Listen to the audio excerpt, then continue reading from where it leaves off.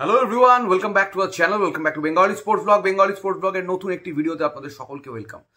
Transfer market active, সব কিছুই চলছে ট্রান্সফার মার্কেটে এবং ডেফিনেটলি ট্রান্সফার মার্কেটের আপডেট নিয়ে এই ভিডিওটা, বেশ কিছু প্লেয়ার গুরুত্বপূর্ণ আপডেট আজকের এই ভিডিওটিতে আপনারা পাবেন। যদি চ্যানেলে নতুন হন, প্রথমবারের জন্য ভিডিওটি দেখছেন, ডেফিনেটলি চ্যানেলটিকে সাবস্ক্রাইব করবেন এবং আরও মানুষের সাথে শেয়ার করবেন। এছাড়াও ইনস্টাগ্রাম এবং ফেসবুকে আমি বেঙ্গলি স্পোর্টস ব্লগ নামেই রয়েছি। যারা যারা আমাকে ইনস্টাগ্রাম এবং ফেসবুকে এখন অবধি ফলো করেননি, ডেফিনেটলি আমাকে বেঙ্গলি স্পোর্টস ব্লগকে ফলো করে নেবেন। প্রথমেই শুরুতে যেটা দিয়ে আজকের ভিডিওটা শুরু করব, আই লিগের একটা গুরুত্বপূর্ণ আপডেট আমাদের সামনে আজকে উঠে এসছে যে ইন্টারকাশি, বেশ কিছুদিন আগে আমরা জানি যে ইন্টারকাশিকে পিছনে ফেলে কিন্তু চার্চিলকে কিন্তু ঘোষণা করা হয়েছিল যে তারা আই লিগ চ্যাম্পিয়ন, এবং তারপরে তাদের থেকে পয়েন্ট কেটে নেওয়া হয়।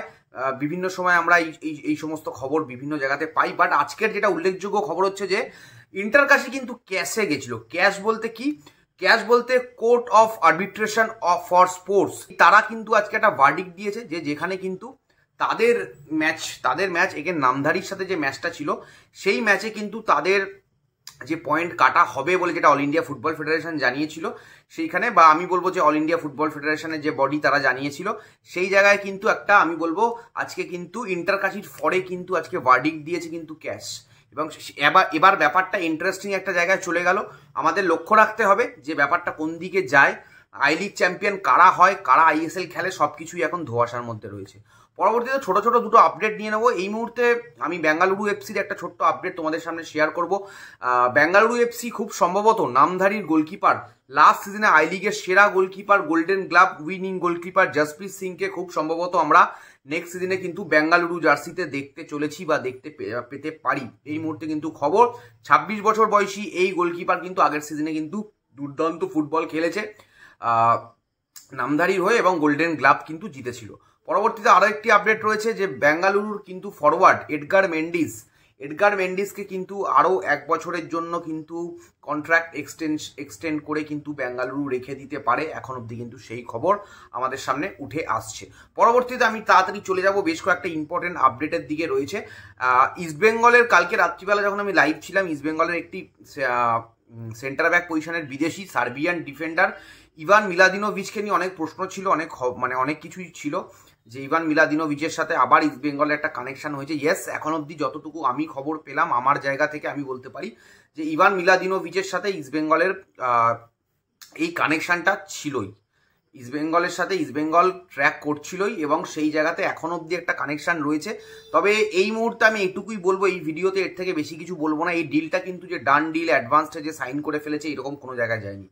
তাদের মধ্যে একটা কানেকশন রয়েছে। ইস্টবেঙ্গল যেরকম সেন্টার ব্যাক পজিশনের জন্য বেশ কয়েকটা অপশনকে তারা দেখছে, এখনও ইভান মিলাদিনোভিচ কিন্তু সেই অপশনের মধ্যে রয়েছে। আমি এই ভিডিওতে অন্তত এটুকু বলবো, রাত্রিবেলা যখন লাইভে আসবো আরও ডিটেল ডিসকাস করবো এই ব্যাপারে। আরও একটা ইন্টারেস্টিং ব্যাপার হচ্ছে যে আমরা জয় গুপ্তা, অভিষেক সিং, রাহুল বেকে, মেহতাব সিং এবং এই যে পুরো ব্যাপারটা ঘটছে, ইস্টবেঙ্গল, মোহনবাগান, বেঙ্গালুরু, মুম্বাই, সবকিছু নিয়ে আমি দুটো কথা বলবো। এফসি গোয়াও এর মাঝখানে ঢুকে গেছে। এই মুহূর্তে যে একটা হাস্যকর কথা, হাস্যকর খবর আমি বলবো আমাদের সামনে উঠে এসছে, যে আমাদের ইন্ডিয়ান ন্যাশনাল টিমের কোচ মানালো মার্কেস এই মুহূর্তে ফুটবল এজেন্টের কাজ করছেন। ঠিক আছে, এটা শুনলে হয়তো অনেকে অবাক হয়ে যাবে, বাট এটাই রিয়ালিটি। উনি অ্যাজ এ ন্যাশনাল টিমের কোচ নিজের কাজ করতে তো ব্যর্থ, লজ্জাজনক। ওনারও লজ্জা লাগা উচিত। উনি খুব একটা লজ্জা টজ্জা লাগে না, নির্লজ্জ ব্যক্তি, সেটা আমরা বুঝতেই পারছি ওনার পারফরমেন্স দেখে।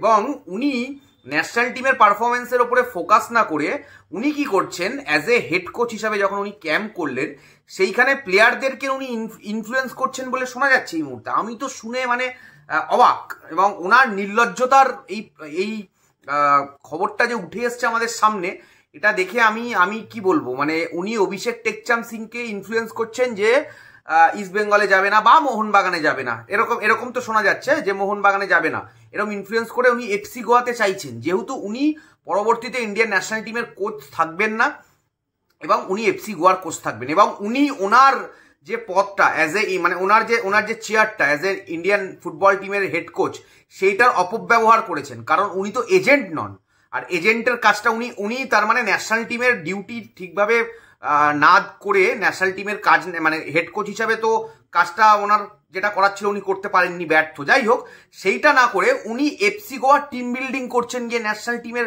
যখন অ্যাজ এ কোচ হিসাবে কাজ করার কথা সেই সময়। কতটা লজ্জাজনক। আর আমি জানি না এই ধরনের কাজ উনি করতে পারেন কিনা, এর কোনো লিগাল কোনো মানে কোনো অ্যাকশন ওনার এগেনস্টে নেওয়া যেতে পারে কিনা বা কোনো শাস্তি হতে পারে কিনা আমি জানি না, আমার জানা নেই। মানে মানালো মার্কেজ এই ব্যাপারটা আমি শোনার পর থেকে আমি জাস্ট মানে সব মোহনবাগানে গেল, ইস্টবেঙ্গলে গেল, দেখো মোহনবাগান ইস্টবেঙ্গল এখন অব্দি কেউই মানে ওই যে 2 কোটি টাকা 2.5 কোটি টাকা যেটা আমরা শুনতে পাচ্ছি, আমি ধরলাম 2 কোটি টাকার উপরে যে ট্রান্সফার ফিটা অভিষেক টেকচান্সিমেন্ট কেউই রাজি হয়নি, ঠিক আছে, এটা বলে লাভ নেই। আমি সেই জন্যই বারবার বলছি দুজনেই রয়েছে কিন্তু কেউই অ্যাডভান্স স্টেজ, কেউই কিছু এখন অব্দি কেউই পাঞ্জাবও তাদের জায়গা থেকে যে পাঞ্জাব কমিয়ে এনেছে তাদের ট্রান্সফার ফির যে দাবিটা সেটাও হয়নি, আর ইস্টবেঙ্গল মোহনবাগান কেউ সেই জায়গাতে রাজি হয়নি।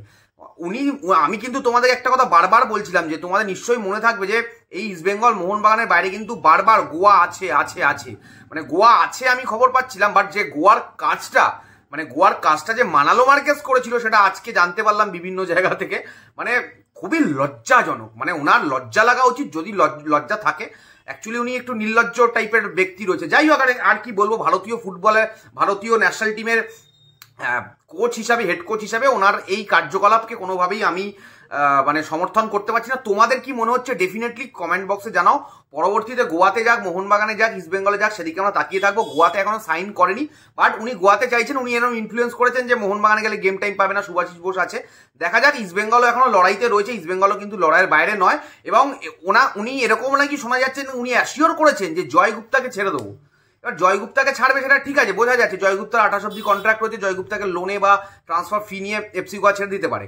এবং আমরা ইস্টবেঙ্গলের সাথেও একটা কানেকশন ছুটছি, কারণ ইস্টবেঙ্গলে দেখো কোন প্লেয়ার তো নিতে হবে। ইস্টবেঙ্গলের ক্ষেত্রে আমি যদি বলি, ইস্টবেঙ্গল যদি অভিষেক টেকচাম সিংকে না পায়, এফসি গোয়ায় চলে যায় বা মোহনবাগানে চলে যায়, আর পাঞ্জাবে থেকে যায়, পাঞ্জাবে মোস্ট লাইকলি থাকার চান্সেস আর ভেরি লো। আর সেই জায়গাতে দাঁড়িয়ে আমি বলবো যে মানে ইস্টবেঙ্গলকে তো জয় গুপ্তাকে নিতে হবে বা যে কোনো একজনকে, বা আই লিগ থেকে কোনো লেফট ব্যাককে নিতে হবে। ইস্টবেঙ্গলের জায়গাতে ঠিকই আছে, ইস্টবেঙ্গল জয় গুপ্তাকে ইনকোয়ারি করছে, জয় গুপ্তাকে ট্রান্সফার মার্কেটে অ্যাভেলেবেল করবে এফসি গোয়া, সেটাও ক্লিয়ার। বাট এই যে ননসেন্স ব্যাপার যেটা ঘটলো সেটাকে কোনোভাবেই সমর্থন করা যায় না। দ্বিতীয়ত আর একটা জায়গায় চলে আসি, সব কানাঘুষো সব জায়গা থেকে সব খবর পাওয়া গেলেও এই মুহূর্তে মেহতাব বা অভিষেক কোনো ডিলটার ক্ষেত্রেই ইস্টবেঙ্গল ভালো জায়গাতে নেই। ইস্টবেঙ্গলের আমি বলবো যে এই মানে বড় নামের মধ্যে যদি কোনো আশা এখন অব্দি বেঁচে থাকে, সেটা কিন্তু থাকবে হচ্ছে রাহুল বেকের আশাটাই থাকবে বলে আমার মনে হচ্ছে এখন অব্দি। এবং রাহুল বেকের ডিলটা যে খুব একটা এগিয়েছে, বেঙ্গালুরুর সাথে ট্রান্সফার ফি নিয়ে একদম একটা সেটেলমেন্ট হয়ে গেছে, সেটাও আমার মনে হয় না। অবশ্যই হয়তো পরবর্তীতে সেটা হবে, বেঙ্গালুরু তাদের চাহিদাটা প্রকাশ করবে এবং ইস্টবেঙ্গলকে সেইটাকে হয়তো ফুলফিল করতে হবে, তাহলেই রাহুল বেকের ডিলটা পসিবল। যেহেতু এক বছরে অলরেডি 2026-এর 31শে মে অব্দি already contracted with Bengaluru FC. এবং মেহতাবের ডিলটা ক্ষেত্রেও কিন্তু মেহতাবের যে ট্রান্সফার ফি সেই ডিলটার ক্ষেত্রেও কিন্তু যতই মানে অনেকেই বলুক যে ইস্টবেঙ্গল এগিয়ে রয়েছে বা কখনো কেউ বলছে মোহনবাগান এগিয়ে রয়েছে, আমার এই কেউই কোনো মানে অভিষেক এবং মেহতাবের ডিলটার ক্ষেত্রে কেউ এগিয়ে পিছিয়ে আমার মনে হচ্ছে না। কারণ দুজনের যারা প্যারেন্ট ক্লাব, আমি এই মুহূর্তে বলবো যে অভিষেক টেকচাম সিং এর পাঞ্জাব এবং মেহতাব সিং এর মুম্বাই, তারা যা ট্রান্সফার ফি চাইছে কেউই সেই ধারে কাছে মানে আসতে চাইছে না। মানে সেটা ইস্টবেঙ্গল হোক, মোহনবাগান হোক বা এনি আদার ক্লাব, আইএসএল এর অন্য ক্লাবরা কিন্তু স্ট্রংলি কিন্তু এই প্লেয়ারগুলোর রেসে ঢোকেনি। তার কারণ হচ্ছে তারা জানে যে ট্রান্সফার ফিটা তাদের প্যারেন্ট বডি বা তাদের প্যারেন্ট ক্লাব চাইছে সেটা দিতে তারা পারবে না। এটাই হচ্ছে কারেন্ট সিচুয়েশন এবং আমাদের দেখতে হবে এইখান থেকে কিভাবে গ্রো করে এই ডিলগুলো। বাকি যা আপডেট আছে রাত্রিবেলা আবার লাইভে আসবো, ডেফিনেটলি শেয়ার করবো। তোমাদের কি মনে হচ্ছে এই মুহূর্তের মানে এই ভিডিওটি দেখে ডেফিনেটলি কমেন্ট বক্সে জানিও। রাত্রিবেলা আবার লাইভে আসার চেষ্টা করছি এবং ডিটেলে আরো ডিসকাশন করবো। Thank you so much. সকলে লাইক করো, শেয়ার করো, সাবস্ক্রাইব করো। চলো এখনের মতো সকলকে টাটা।